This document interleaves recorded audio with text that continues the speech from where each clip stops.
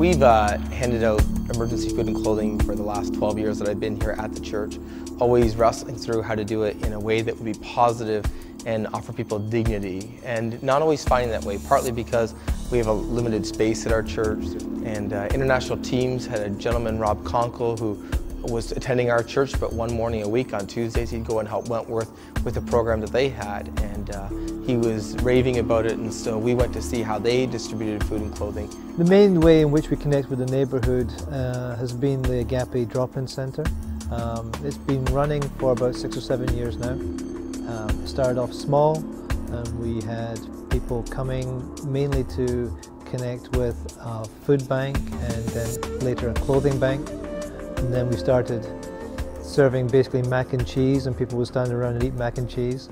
Over the last couple of years, they've developed that now, so we're serving lunches on Tuesdays, and just sitting down around tables, eating together, drinking coffee together, spending time together is building a real sense of community through the drop-in centre.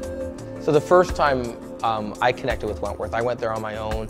I met with Rob and their pastor, and met with the people that were running their ministry, and was just impressed that people were so dedicated and committed to what they were doing there.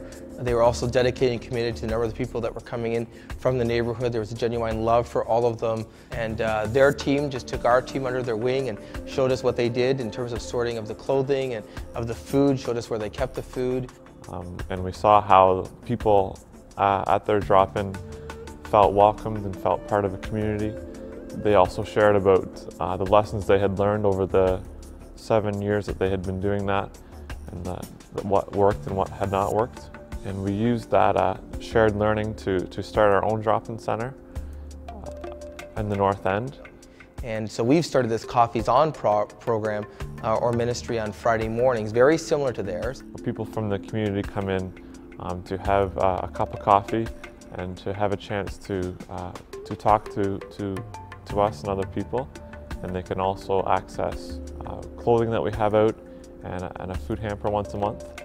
And the way that Coffees On was started is we had an emergency food bank for about 2 years, and we realized that people wanted more than just a handout and some food, that they were looking for someone to talk to. They were looking for healthy relationships and something to do.